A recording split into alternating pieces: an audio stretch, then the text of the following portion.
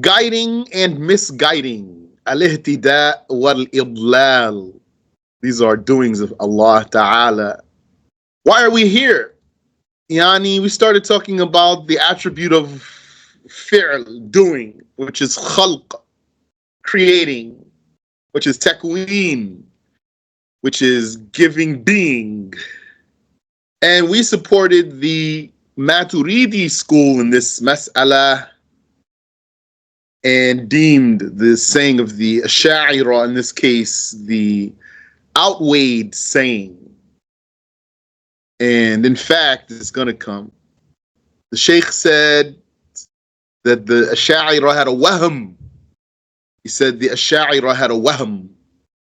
That means a delusion. Or maybe an easier word is an imagination. And he's basically saying they are mistaken. Because they have a wahm. That means they think something is the case when it's not the case. As I was listening back to the recording, then maybe that wahm is their assumption that if there is a doing, there must be a done thing. It's not necessary that there's a done thing if there's a doing. Because it's valid that there's a creator with an attribute without there being any created thing. So we were talking about the doings, or the doing, and we said there's a number of them. Let me back up really quick here. We said here, according to the Maturidiyah, the doing of Allah is eternal. And the done thing that happens by the creating of Allah is a creation. Because the Maturidis distinguish between the power of Allah and the creating of Allah. Both of those are attributes of His, defined with two different definitions for them. Likewise, the khalq, creating, and the takhliq, creating abundantly, of Allah are an eternal attribute of Allah, called the attribute of takween, giving being. Why we said giving being? Because takween comes from kaf, waw, noon, al-kawn, which is being, existing or existence.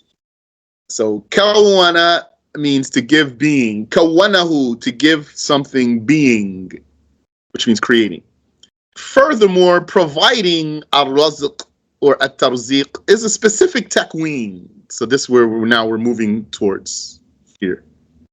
As well as life creating, ihya, and death creating. Yeah, I want to do it that way actually. I want to make that hyphenated. Life creating, ihya, and death creating, imata. Tahriq, creating motion, and taskeen, creating stillness, are also among his doings. And among his doings is guiding and misguiding. So that's the next step we're going to. And forgiving and punishing. And now here we are. Guiding and misguiding. Sheikh said in the Sirat, guidance is of two types. The first is clarifying the truth, calling to it and establishing the evidence for it. According to this meaning, it is valid to attribute guidance to the messengers and to everyone or anyone who calls to the religion of Allah, like in the saying of Allah about his messenger Muhammad sallallahu alayhi wasallam, وَإِنَّكَ لَتَهْدِي إِلَى صِرَاطٍ مُسْتَقِيمٍ. Certainly, you surely guide to a straight path, O Muhammad. You guide. And also the saying of Allah, وَأَمَّا ثَمُودُ فَهَدَيْنَاهُمْ فَاسْتَحَبُّوا الْعَمَى عَلَى الْهُدَى. As for Thamud, we guided them, meaning sent a prophet to them, but they preferred blindness over guidance. The second meaning of guidance is Allah's guidance of his slaves, i.e., creating the guidance within their hearts.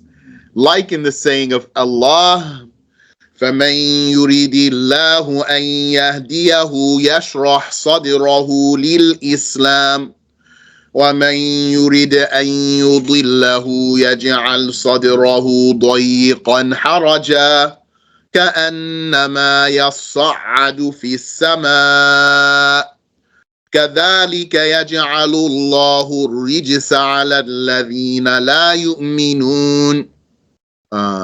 It's more than what's needed here. All the rest of this we can remove.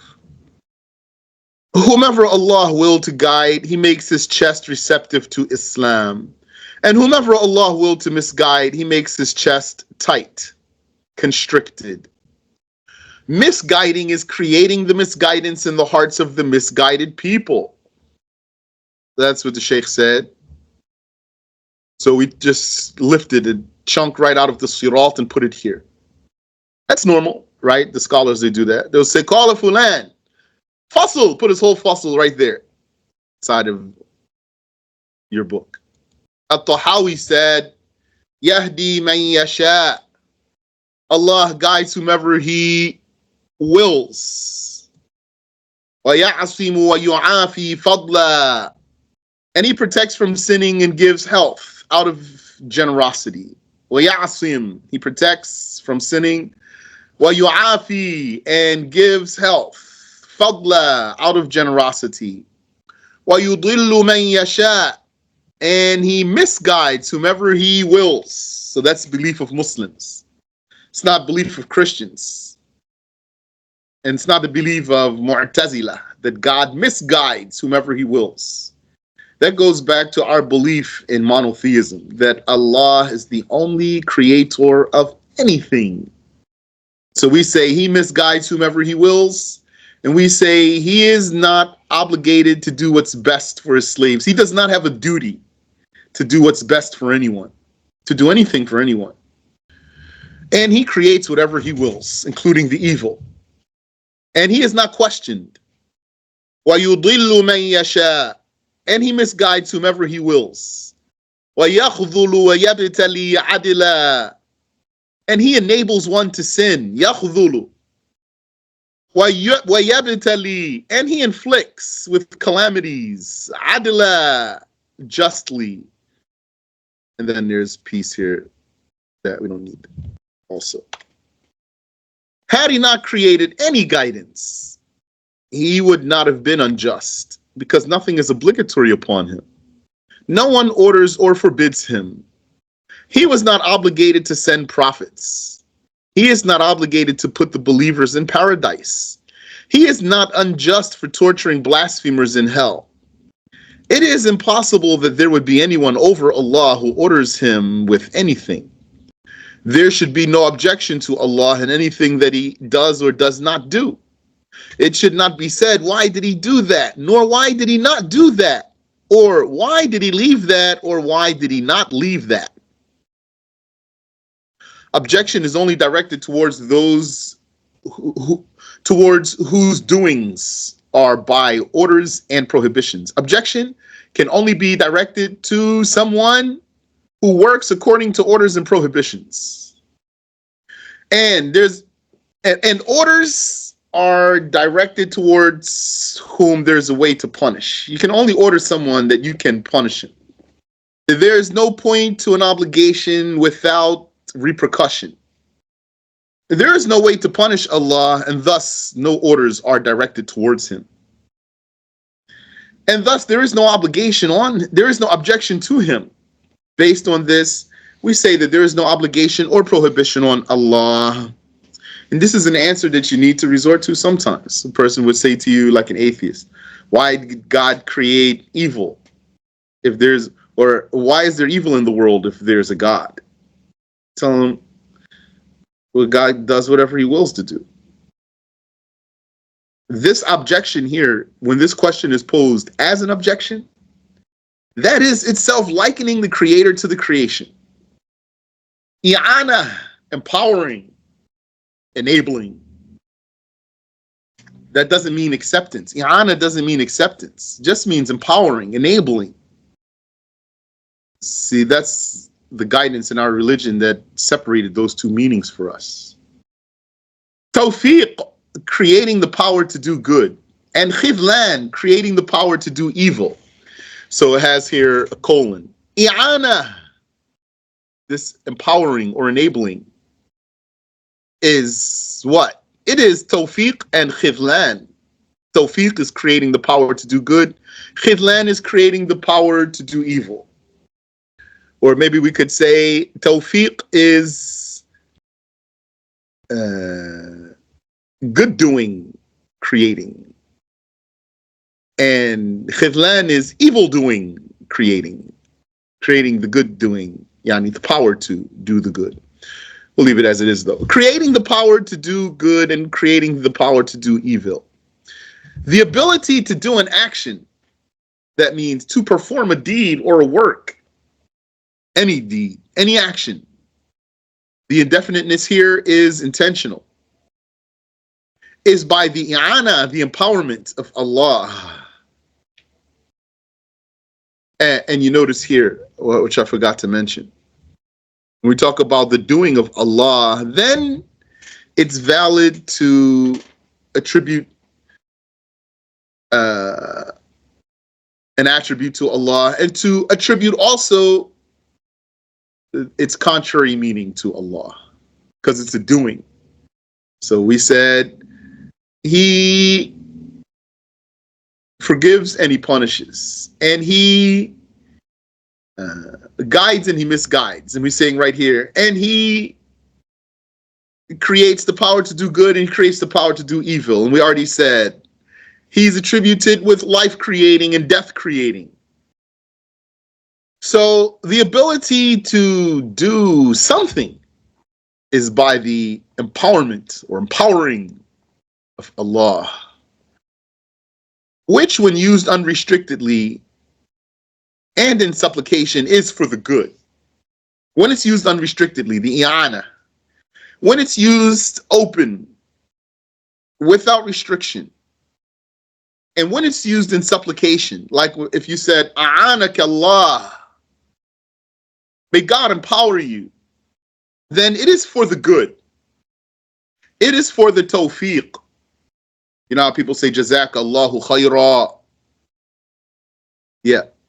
May Allah compensate you with good. I used to say to a person, Jazakallah. So he said to me, you should say khayra, because it's possible to say Jazakallahu sharra. It is possible to say that, but when you just say it open, it's for the good.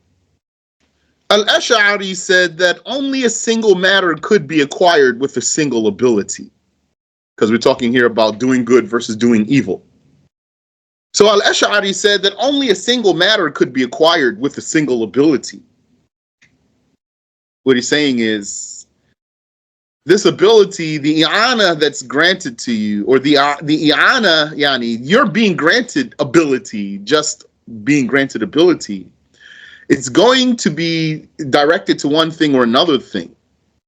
Only a single matter could be acquired with a single ability. You know what acquired means? We acquire deeds, we don't create them.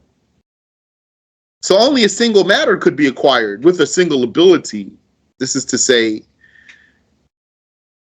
not that it means, okay, if I have an ability, with this ability, I'll do good or I'll do evil. I can get either one of those. Yani, I can get both of them. You can only get one of them with a single ability. It is not valid that there be a single ability for two things, whether they be similar, different, simultaneously existing, or alternating opposites.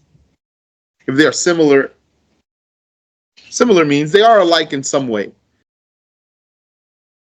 Simultaneously existing or alternating opposites like motion and stillness. Only a single matter could be acquired with a single ability. It is not valid that there would be a single ability for two things. Every created power does not transcend one subject. It was narrated from Abu Hanifa. Why are we talking about this here? Because we're talking about i'ana. The i'ana is going to be either creating in you the ability to do good or the ability to do evil. So now we're talking about what's acquired by the power that you have. It was narrated from Abu Hanifa that ability is suitable for two opposite matters.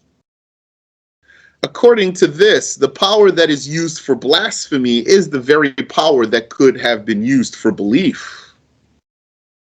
vice versa.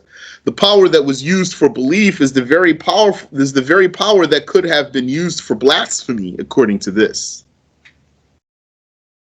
And there's no difference between them except in their relation. That does not necessitate a difference in the power itself. According to that, the blasphemer has power over belief. He has power over the belief for which he is accountable. But he used it for blasphemy and chose to squander it instead of using it for belief. Yani, or if we say it more broadly. According to this, what was reported about Abu Hanifa, the evildoer could have used his ability for good instead of the evil that he used it for. Thus, he deserves the dispraise and the punishment for squandering his power, wasting it on evil.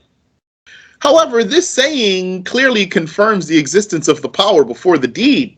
That's the problem there. See how delicate that is? You might have been waiting. Whoa, what's the issue here? Sounds pretty smooth. Don't forget, Ahlul Sunnah said, the power to do the deed is simultaneous with the deed, not before it. That's what's in Tahawi. And that's what's in Nasafi. And that's what Ahlul Sunnah says. This saying of Abu Hanifa is outweighed, rahimahullah ta'ala, because the power to believe while one is a blasphemer would be undoubtedly existing before the belief, if this were the case. So that's why, yani, what did the Shaykh teach us? Shaykh really taught us how to go by the evidence and not just to cling to the name only. So that when a person is the type that he doesn't have more than the name to cling to, then he wouldn't be able to, in many cases, take what's better. In a lot of cases, he'd take what's weak even. And the only word he could give you is Fulan said. Yani, I had a conversation once that I think this conversation was something that took me to another level. I was talking with some students of knowledge, maybe mashayikh, and they were talking about an issue that what we learned is that is weak. It's going to be an issue like, for example, some said if you missed makeup prayer, if you missed obligatory prayers without an excuse, you can do like 2. You could do the one that's current and then do makeup 2 and then go about your business. So this wasn't exactly the one, but we were talking about something. So his whole point was, we're not scholars, and so yani, some scholars said this, some scholars said that. What he's basically saying is, for us, it's all equal. And I thought to myself, but Shaykh rahimahullah, he taught us according to him what's strong. And that person was saying, that's according to the Shaykh. What's strong according to him is according to him. And I said to myself also, but he gave us the arguments too. He didn't just say this is strong saying, this is weak saying. He gave us strong saying and he gave us the arguments. So then I said to myself, I'm going to start doing like that. Yani, I'm going to say this is the strong saying. And I don't care if somebody doesn't like me saying it. Because that's what the Shaykh says, strong saying, and he gave us the argument. And then usually nobody can even argue. If you know the proofs the Shaykh gave, he's telling you, here's the strong saying, here's the argument for it. Yani, it's going to be usually a strong saying. So, for some people, that they can't go that far. I think some of them don't want to. Some of them can't. Okay, yes. Some of them, they don't want to commit. They want to stay open so they can disagree with the Shaykh for some reason. Anyway, how did I get to that digression I was just talking about? Because we're saying here, Abu Hanifa is saying something that really we don't regard it. And look how it might have sounded so good at first. But then, why? What's the problem here? Because it has something that we already talked about that we don't accept. And it's going to come back to, inshallah, when we talk about destiny. Which is that the power, the created power of the slave to do a deed is simultaneous with the deed, not before it. So then, now we're just making note of what Abu Hanifa said and learning the lesson here and not taking it.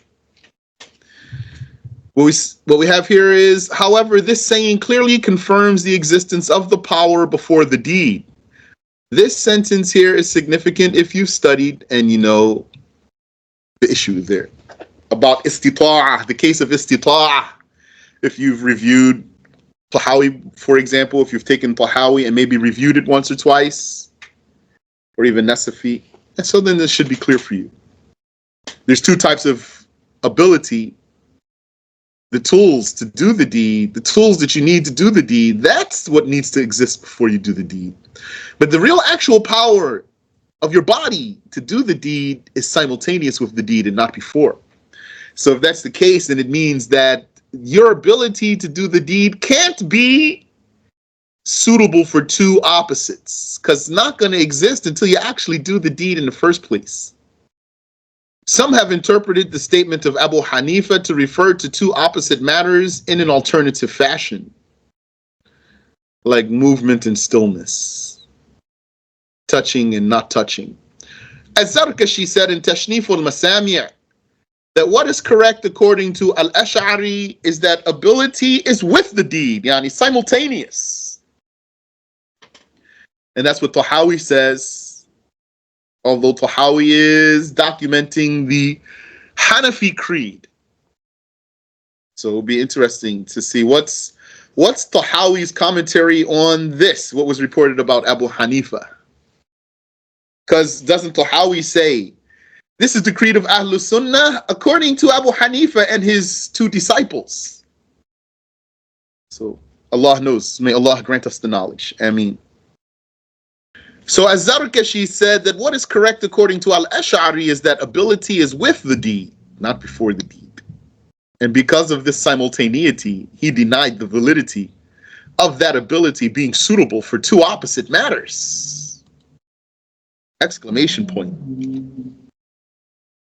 If the slave's inward ability pertained to good deeds, he actually did the good deed, then Allah's creating it, which is his i'ana, is then called tawfiq, granting compliance. Therefore, tawfiq is not a synonym for i'ana, empowerment, because Allah empowers the slave to do the good and the bad. And then the slave is called muwaffaq, made to comply. And Al-Ash'ari called his ability to obey lutuf, benevolence. And if it were uninterrupted by major sin, if his ability to obey were uninterrupted by major sin, Al-Ash'ari calls it isma, impeccability or infallibility. And if the slave's ability pertained to the sins, and he actually did the sin, then it would be called khidlan, forsakenness or forsaking, and hirman, prevention. And the slave is makhzul, forsook or forsaken, and mahroom, deprived of the goodness. So that's what one of us would say to ourselves if we sin. If we commit the sin, say, my Lord has enabled me to sin. He enabled me. He didn't force me. He enabled me to sin, and I have been amongst the deprived in this bad deed, and amongst the forsaken in this bad deed. May Allah protect us and forgive us. Ameen. Al-Ash'ari refused to refer to the ability to do sins less than blasphemy as being khidlan, though. He wouldn't call the power to sin that's less than blasphemy khidlan. For that is specific to the kuffar, according to him. And that is specific to the ashqiya, those who are destined to die miserably on the state of blasphemy, and the enemies of God. It would rather be called hirman, a prevention from the goodness, according to Al-Ash'ari. One does not know if he was given the tawfiq until after the time of the deed passes and he sees that it was not fulfilled. One does not know if he was not given the tawfiq until after the time of the deed passes and he sees that it was not fulfilled. So that's how you cannot blame the will of God for your shortcoming, because you don't know what God willed until it manifests. But you do know what God commanded before you do something. Before you acted, you knew if God commanded you to do it or forbade you. And that's what you were supposed to go by. You weren't supposed to wait to see what God willed for you. You were supposed to do what you were commanded and refrain from what you were forbidden. Wa subhanallahi wa bihamdih.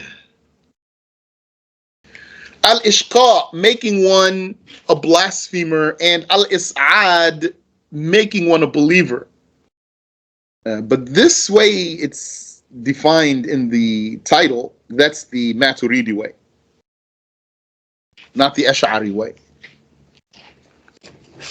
Because the Ash'ari way, al-ishqa is making one die as a blasphemer.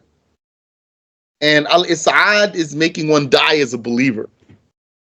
So according to that, you're going to be a shaqi even if you're presently a Muslim, because you're going to die as a kafir.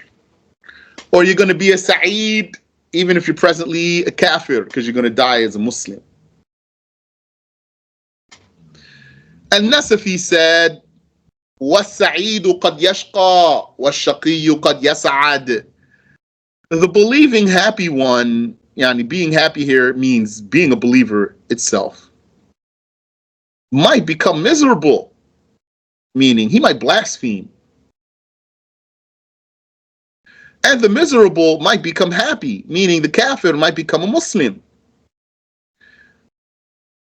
So these words, why are we saying it like this? Sa'id and Shaqi. Why we don't just say Muslim and kafir? Because it came in the Quran. So then these are aqidah words that came in the Quran. And this is a case that the Sunni theologians discussed from the text of the Quran. And Nasafi says, وَالتَّغَيُّرُ يَكُونُ عَلَى السَّعَادَةِ وَالشَّقَاوَةِ دُونَ الْإِسْعَادِ وَالْإِشْقَاءِ. The change occurs in happiness, semicolon, the state of belief, that's the happiness. Or in the misery, which is the state of blasphemy, according to the Maturidis. Not in Allah's attributes of is'ad, making one a happy believer, or ishqa, making one a miserable blasphemer. No change occurs to Allah the Exalted or His attributes. The Sa'id, the happy one, which is the believer, he may become a shaqi, a miserable blasphemer. According to the Maturidiyah, the followers of Abu Hanifa, and vice versa. What they meant is that the situation of a person might be good, but then his life would end with blasphemy. So in reference to his first situation, he was happy. And in reference to his second situation, he was miserable because he died as a blasphemer. Likewise, the situation of the miserable one ascribed with blasphemy could change to belief. And then he would die on a state of belief. This is also pertaining to his apparent situation, that he changed from misery, which is the status of he who deserves the everlasting torture in the afterlife, to happiness, which is the situation of he who shall dwell in the everlasting bliss if he died on that. Muslim narrated from Abdullah ibn Amr ibn al-As, may Allah accept his deeds, that the Messenger of Allah sallallahu alaihi wasallam, let me say here, his good deeds. That's what's intended though. His good deeds. Not all deeds. Not bad deeds. May Allah accept his good deeds, that the Messenger of Allah sallallahu alaihi wasallam said, Ya musarrif al-qulub, sarrif qulubana ila ta'atik. O Allah, O turner of the hearts, turn our hearts in accordance with what is obedience to you. Those expressions about changing, referring back to the attributes of the slave and not the attributes of Allah, which is the attributes of Allah are his is'ad of his is'ad and his ishqa of the slave. Those expressions about changing refer back to the attributes of the slave. The attributes of the slave. So the attribute of the slave is called sa'ada, not is'ad. Sa'ada is the happiness itself. The is'ad is the making him happy. And the shaqawa is the misery itself. The ishqa is the making miserable. So the happiness and the misery, that's the attributes of the slave. Making happy and making miserable, those are the attributes of Allah Ta'ala. The attributes of Allah do not change, just as his self does not change. Change is a sign of creation, and Allah is not a vessel for creations. He does not acquire an attribute that he did not have confirmed for his self eternally. According to the Ash'ariyah, the Sa'id is the one who shall die as a believer, and the Shaqi is the one who shall die on a state of blasphemy. So it doesn't change. And thus it does not change according to them. As Zarkashi said in Tashnif al-Masami', mixed with the original text. Abu Bakr never ceased to be accepted by Allah. This is the expression of Shaykh al-Ash'ari. And it is clear, based on what was previously mentioned about the Sa'ada and the Shaqawa not changing. So what he's saying is, Abu Bakr, who was not always a monotheist, he never ceased to be accepted by Allah. So now it should be clear for you here. Because someone might scratch his head here. Wait a minute. He used to be not a monotheist at some time, but he never ceased to be accepted by Allah? How's that? Because we're talking about here, according to the Ash'aris, a matter pertaining to his destiny, not his present state in particular. Not any particular present state, but his destiny. Some of the Hanafis thought that he was saying, they thought that Al-Ash'ari was saying that Abu Bakr was a believer before the revelation. And that is not so. That's not what Al-Ash'ari was saying. The meaning of he never ceased to be accepted by Allah is that he is in a situation in which he is not related to the punishment of Allah. Meaning his destiny. Because of Allah's knowledge, the glorified and exalted, that he will believe and become among the purest of pious people. Excuse me. This is as if your slave disobeyed you. Here's an approximation for you to understand. This is as if your slave disobeyed you, and you expected that he would revert to your obedience and become one of your confidants. Yani, what if there was someone that right now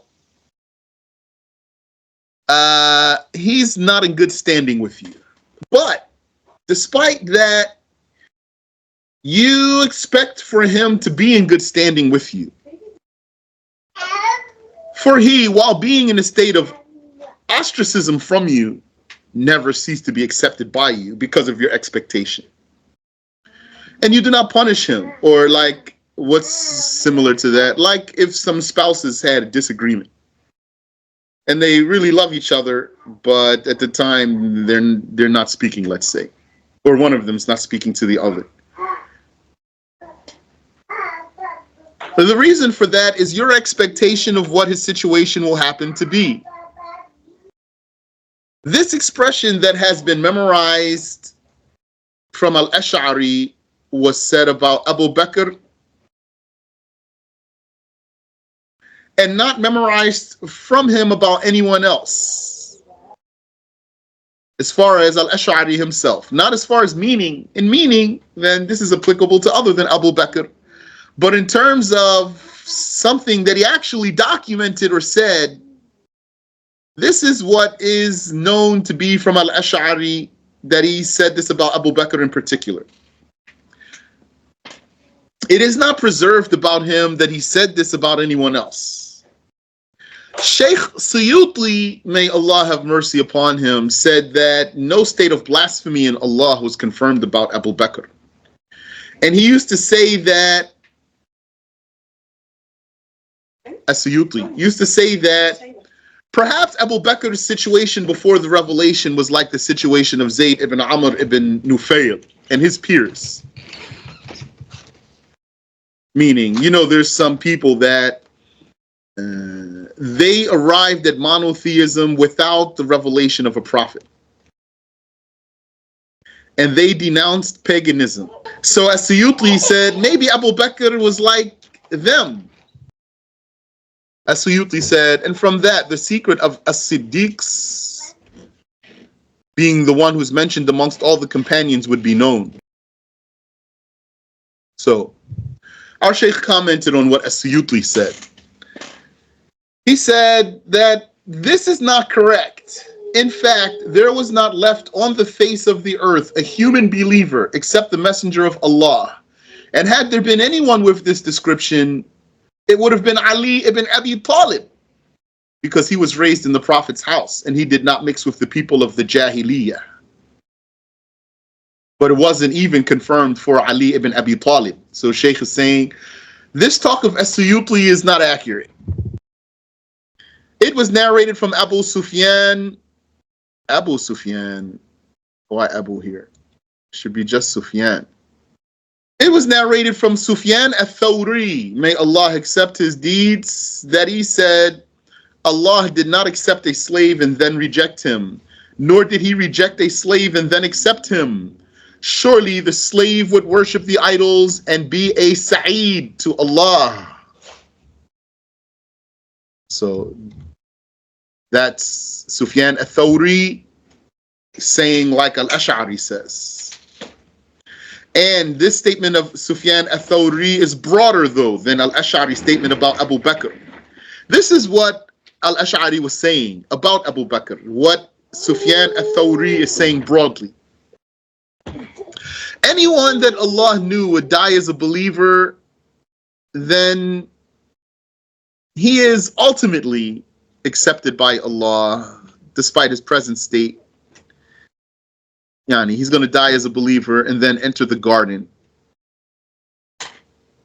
and vice versa. This is narrated by Abu Nu'aym in Al-Hilyah. Al-Muhib al-Tabari said in his Ahkam, he is signaling to his life being ended on a state of sa'ada. Not to that, his sa'ada to Allah is his worship of other than Allah. We seek refuge with Allah from being God-forsaken. Ameen. Iblis is enough of a consideration, for he was among the angels, meaning he was in their company, with an apparent high status. Yani seemed that Iblis was a big deal. He wasn't even called Iblis yet. His name was Azazil. It was said he worshipped Allah everywhere on earth before he committed apostasy.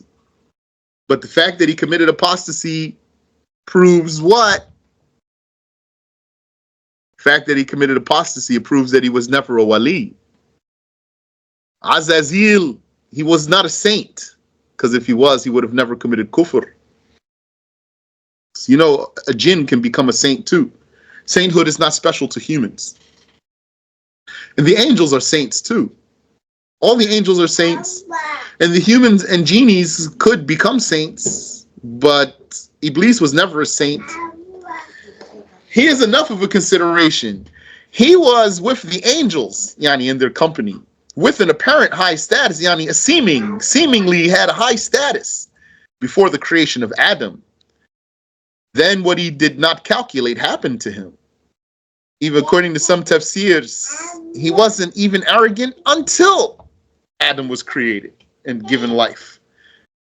Some tafsirs, they said Iblis was okay, yani, until when he was commanded to bow to Adam. Then he couldn't take that. That's how they explained when Allah says, Astakbarta? Are you arrogant? They say the question means, have you become arrogant now? Only losers feel safe from the punishment of Allah, so we ask Allah for the good ending. Razq, the fatha, not rizq. The attribute of God is called ar-razq, and it's also called at-tarziq. Just like you could say khalq and takhliq. This means providing and sustaining. When I say just like you can say khalq and takhliq means the pattern. Razq and tarziq. According to the Maturidiyah, it is an eternal attribute and a specific creating, a specific act of creating. Yani, takweenun khas. It means that he makes provision reach the slaves without any hardship, because his doings are without organs, motion, tools, or contact. According to one definition of Ahlus Sunnah, provision, rizq, is whatever benefits. And according to another definition, provision, rizq, is, or sustenance, is nourishment, ghidha. So whatever was ordained to be the nourishment of one would not be consumed by another. Whatever was ordained to be the nourishment of one would not be consumed by another. That's for all the creations. That's for us humans and for the animals too. Either way, just as one benefits or gets nourishment from the lawful, he gets it from the unlawful. Well, that's for the accountable slaves though. Lawful and unlawfuls for the accountable slaves. An-Nasafi said, "Wal haramu rizq." The forbidden is considered provision. The forbidden is still provision, despite that it is forbidden. وَكُلٌّ يَسْتَوْفِي رِزْقَ نَفْسِهِ. And all will consume his provision, or shall consume his provision. Or each shall consume his provision. حَلَالًا كَانَ أَوْ حَرَامًا, whether lawful or unlawful.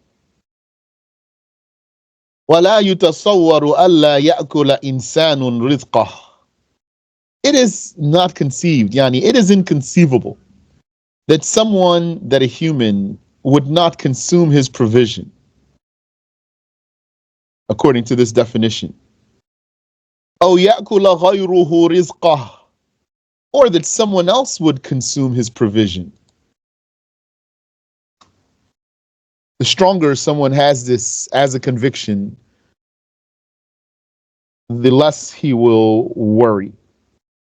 One of the pious slave women of Allah Ta'ala said that she used to be concerned about her provision until she heard the saying of Allah, وَفِي السَّمَاءِ رِزْقُكُمْ.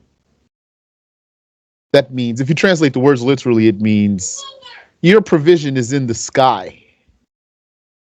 That means your provision comes from the sky. The tafsir that we learned for this ayah is your provision is caused by the rain. The rain falls, and then as a result of the rainfall, you get provision. But she was saying, when I heard the saying of Allah that our provision is in the sky, then I never worried about provision again.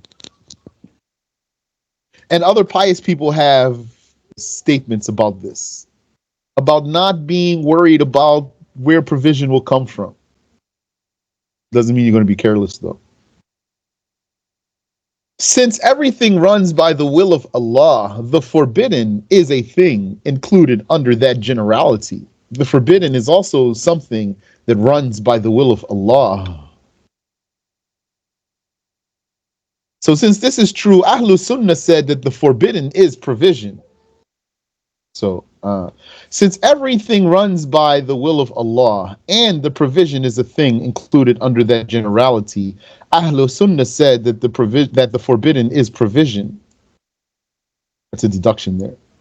If you've been following the lessons we've been doing on knowledge, and we're talking about deduction. According to the Mu'tazila, the forbidden is not provision. And it is possible that one would not consume his provision, or that he would consume another's provision. It's like they have a very superficial definition of provision. They refer to the saying of Allah, وَمِمَّا رَزَقْنَاهُمْ يُنْفِقُونَ. And from what we provided them, they spend. They spend from what we have provided them. They use this ayah to say, haram is not rizq. Their argument is, Allah praised them in this ayah because they pay from what they were provided. And there is no praise except for what is lawful. He wouldn't have praised them if rizq includes something that's haram. That's their argument. The response of Ahlul Sunnah is that the word min, which translates as from in this verse, is for clarification or portioning. Min has many meanings. Just like the word from in English has many applications, if you want. Min has many applications. From has many applications. So Ahlul Sunnah said that min here, which we translated as from, is for clarification and, is for clarification or portioning.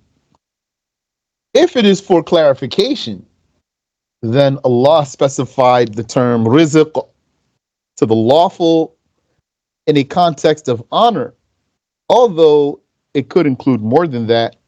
The word rizq itself could include more than the lawful, but if it's for clarification here in this ayah, the word min, then rizq was specifically used to refer to the lawful, to draw honor to it. It's like he's saying, it's like the argument saying, the honor that's implied in the ayah is what restricts it, not the word. It's not the word rizq that makes it restricted to lawful, but the honor. Like he specified the term ibad, slaves, for the pious, although the blasphemers are also slaves of Allah.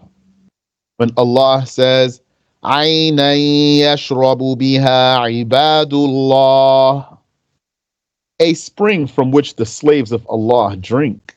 That's in paradise. Doesn't include the kuffar. So it was the honor that specified that. And there are a lot of examples like that, actually.